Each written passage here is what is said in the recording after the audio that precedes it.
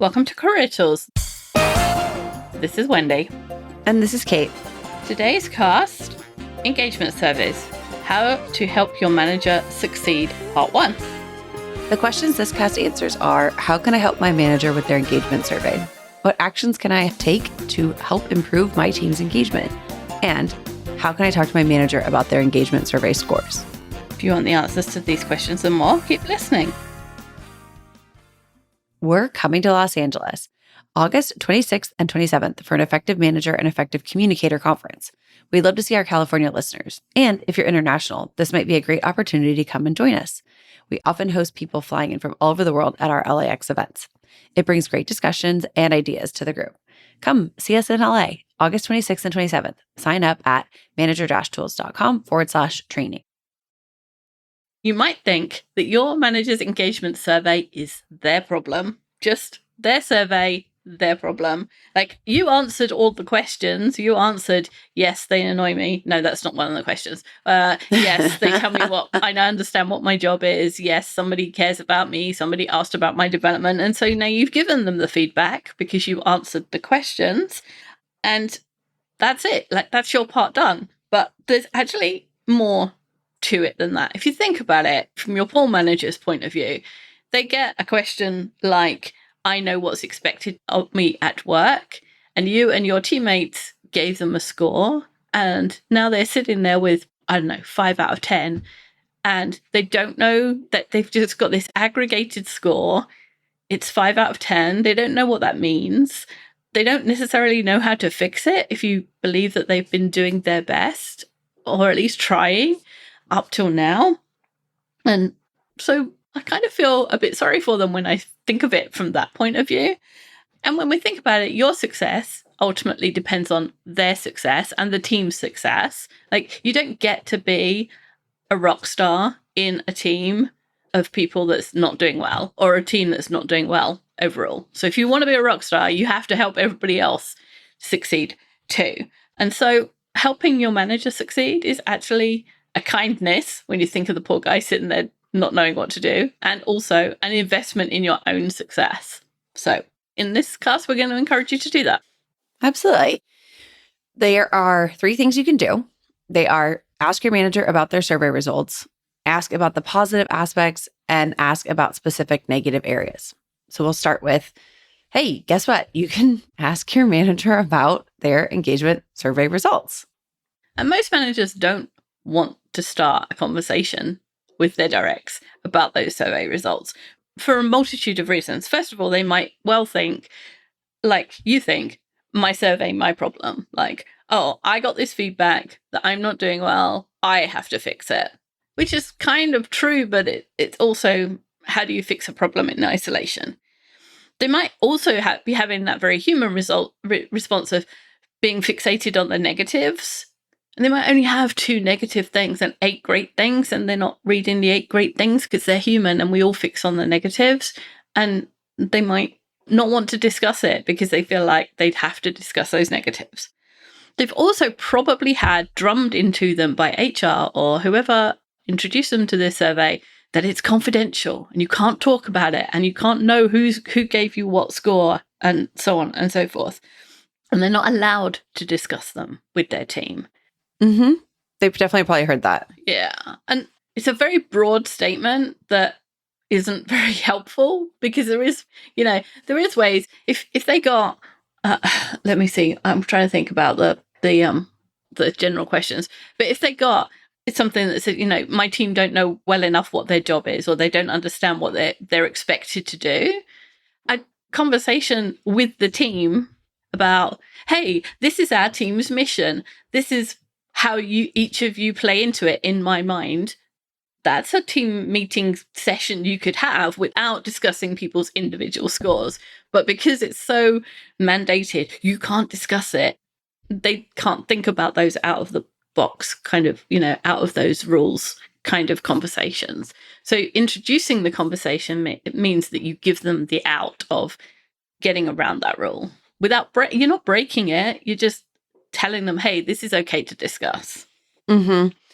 It's also got to be tough to think past the negatives, like you said. And so the manager gets kind of stuck. They receive the results and they're expected to create improvement plans based on the feedback, which some of the surveys are formatted where the feedback, if you will, that they got is just a number, 7 out of 10 or something like that.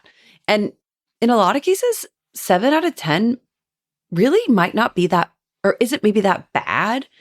It's just that when you think of it in terms of all the scoring you've received in your life at school, 70% is not passing, right? Mhm. So there's definitely a lot of psychological impact around the negatives that might be there. So we encourage you to ask your manager, how did it go? How are your results? Just by starting the conversation and being willing to broach the subject with them, you are giving your manager permission to discuss the results with you. You're basically saying, I know the rules and I know it's okay for us to discuss them in an abstract way. You're opening a conversation that your manager might not have known how to initiate with people or with you or with anyone, really. So if you ask this question, make sure to keep your tone light and smile at them, because there's two ways your manager might interpret this question.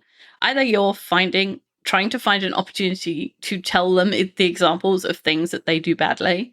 Like, oh, yeah, you get 3 out of 10 on everybody knowing what their job is. Yeah, let me tell you about that. Let me tell you how bad you are, which is not what we want to do, nor do we want to give that impression. And if you smile and you keep your tone light, then they'll think it's the second version, which is you're genuinely trying to help. So let's make it clear in your body language that that's why we're having it. This is a positive discussion. I want to help you.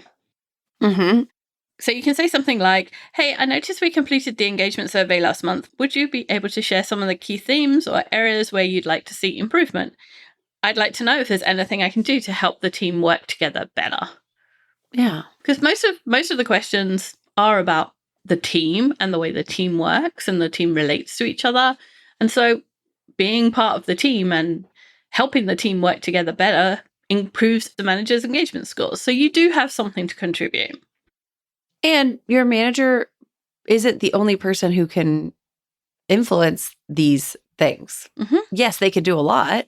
It does require the people on the team to engage, which is an interesting Yes. way to say it, but to engage with the behaviors that would fix things if there's issues. It takes everybody. So asking what you can do is actually, I would suggest, it's indicative of the fact that you're aware of your contribution or lack thereof up till now, maybe. And gosh, your poor manager's probably sad. Maybe. I don't know. We don't know. Maybe they're doing great.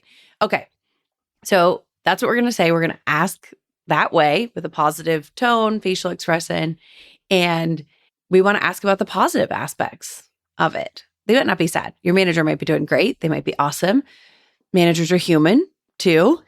And like most humans, they probably are focused on the negative aspects rather than the positives. We, as humans, always look for outliers and are very good at focusing on things that need to be fixed, room for improvement. And so they might just be kind of spinning over what they could do better, that kind of thing. Engagement survey results are often very quantitative, such as the previous example I gave of 7 out of 10.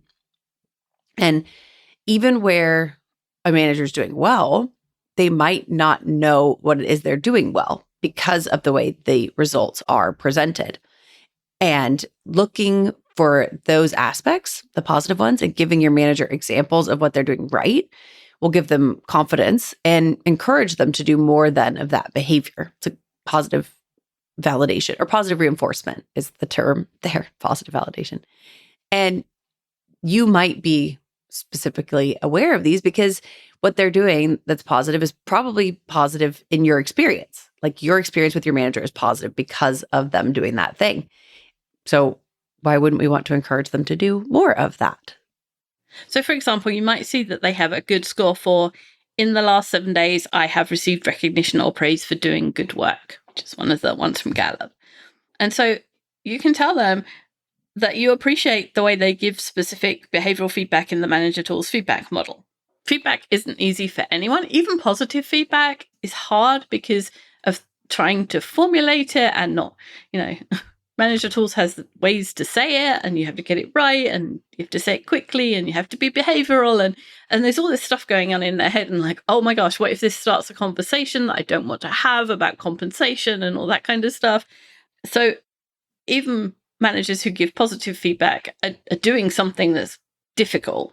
And so if you see they get like 9 out of 10 for they give me praise, they give the team praise, say, hey, I see you get a good score for that. I know why that is. You always give me feedback in the Manager Tools model. I really appreciate it. It helps me understand specifically what I'm doing well. And I love that you do that. I'm glad that your score reflects that. And we're not suggesting here that you'll be disingenuous and praise them for behaviors you don't see or overemphasize the good points. We're not like blowing smoke here. We're giving them an example of something like we're helping them fill out that 9 out of 10 or 7 out of 10 with something that we genuinely appreciate about something positive they do. We're saying that it's an acknowledgement that your manager is doing their best, that they're human, and it's everybody appreciates hearing that they're doing well. And too few people hear the things that they do well. Mm-hmm. Like all of us feel that. All of us feel underappreciated most of the time. Like I'm working way harder than anybody ever tells me, right? Absolutely. It's the same for your manager. Mm-hmm. It's nice to receive positive validation, especially if they're trying to understand their scores and it's not clear and they don't know how what they're doing is translating. It's really hard too to feel confident as a manager that what you're doing is translating to other people in the way that you mean it. Sometimes you try to do something that you think people will see as positive and they don't see it that way. It doesn't translate to them that way. It hits at the wrong time or the wrong day, or it's just not worded correctly. It's like the constant life game of telephone where you try to do something and it just doesn't land correctly. Knowing from the people whom you're trying to treat positively what they're experiencing that you're doing that's positive is really valuable, and definitely would, I think, as a manager and for other managers, encourage them to continue because, hey, the people I'm trying to reach in a positive way are actually having a positive experience. That's really nice to hear. We had a meeting last week, like 10 different Toastmasters. We're talking about the new Toastmasters year, and we're talking about incentives and how we can incentivize people to do different things that's good for their clubs. And one person said, oh, I want my name to be on the website and say that I did this. And somebody else was like, no, I want one of those Toastmasters tablecloths. I just want like it to arrive. I don't want to have a coupon and have to go to the website and choose something. And somebody else was like, no, I want the coupon and I want to go and choose what I need because who knows if I need a tablecloth or not. And literally 10 people, 10 different ways that they wanted to be incentivized. So poor manager who is doing probably what makes sense to them. Mm-hmm. It's really hard to know what's landing. Yeah. I have a tendency to try to make the cool stuff sound very dramatic. And then half the time it comes across as like, oh, you're in trouble or something. However, I don't do that at work as much, but I did yesterday do that with someone on accident. I was like trying to make it sound cool. And then it's not worth telling the story here. I'm not even trying to be coy about it. It just was really, sometimes you say something, it just doesn't come across. It just doesn't work. So please, with your manager, ask them about the positive outputs, the positive aspects of their engagement survey. Validate the things that you are experiencing. If you're not experiencing it, you don't have to mention it. However, if you ask them and they say, oh, the scores were pretty high in this area and you're having a positive experience with them in that area, it's definitely worth mentioning, commenting on, appreciating them for it. Maybe you can't incentivize them necessarily, but you can recognize them, which is a positive thing. Although, hey, a tablecloth might be great. Maybe that's something you're into. I would love some Manager Tools swag. I would. So, but not a tablecloth. You don't have a lot of a lot of use for manager tools. Toastmasters do have some uses for tablecloths more often. Yeah, totally. At my own home, I'm not a tablecloth user. So yeah, let us know if you want us to have a swag shop with manager tools tablecloths, and that's what you would use. We'd love to know. I would love an email from a person that says, yes, what I want on my dining room table is manager tools. That would be great. I could see it being, well, now that we say it, I can see a manager tools tablecloth being cool for like lunch and learns, right? Like, oh, you put it on the table to reserve your table. And we're not going to make tablecloths, guys. Just so we're clear. I'm in charge of swag and I'm not doing any almost. And we're not doing tablecloths. So I'm so sorry. And we're going off topic because we're trying to avoid the next topic, I think, which is asking about the negative aspects. Yes. And when we say negative aspects, we don't necessarily mean places where your manager got a poor score, because they might have got an average score for something they thought they were good at, and so feel worse about that score that is objectively fine, right? If you think you're a 9 out of 10 on caring for your people and you get 6, it's going to be heartbreaking for a high S who really does care about their people and now discovers that's not coming across. Sure. And plus, they tell me, because I don't do math, as we've discussed a million times before, they tell me that math dictates that 50% of their scores have to be below average for them. If there's 10 scores and you get 10 scores between 5 and 10, 50% of your scores have to be below average for you. Yes, depending on what the resulting score is or the way the test is designed. Right. Okay. You're not going to get 10 out of 10 for everything. Some of those scores have to be lower. Even if your lowest score is 8 out of 10, that's still your lowest score, right? Understand. Okay. Yes, that is definitely accurate. That is how math works. Yeah. So, they are going to have some lower scores, and they may have a number of areas to work on, not all of which will be as important to them, not all of which will be things that they have really good influence over, things that they feel like they can change in the short term or the long term. So instead of asking, what did you score badly on, which is a really bold question, ask specifically, like, what areas of the survey would you like to improve, or which of them surprised you?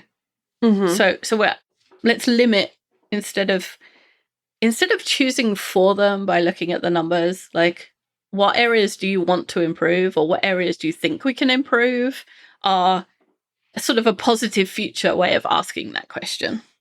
Absolutely. As opposed to what went poorly, it's how can we move forward? It's a future focus.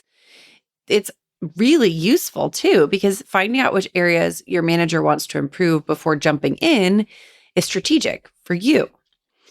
That way, when you offer help, you'll be focusing your efforts on the things that matter to your manager, not necessarily the things that matter to you. It's a great plan, again, because your manager's success is partially what influences your success in the organization. A poor engagement survey often indicates that your manager's priorities and maybe the team's priorities aren't well aligned. But if you start with the areas that matter to them, it's still smart. It's still strategic.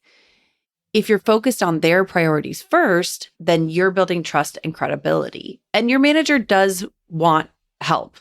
They probably do want help in areas, just in general. I'm not saying specifically with engagement surveys. People do appreciate offers of help and generally are interested in having the opportunity to reach out to people. So even just asking is a positive. They're going to see that in a positive light.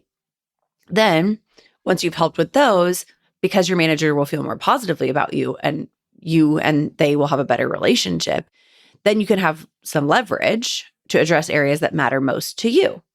If there, are some that can be changed or that you guys can work on together. So we're asking a strategic question here in order to create a more positive future, both for our manager and for ourselves. Because this is touchy, and I think we've made that pretty clear that, like, okay, your manager might not be feeling great, and there might be some questions they have about, can they talk about it, etc. Please tell them thank you. Please, state your appreciation for their willingness to share their concerns or talk to you about this. They may be opening up about things they didn't do well or don't do well. And that can be hard for anybody to do, to kind of say, yeah, this is where I'm struggling, or this is where things aren't going perfectly. There's something about being a manager that, especially for newer managers, that makes them feel like they have to do everything perfectly. Like they've been promoted. They must be good at this job.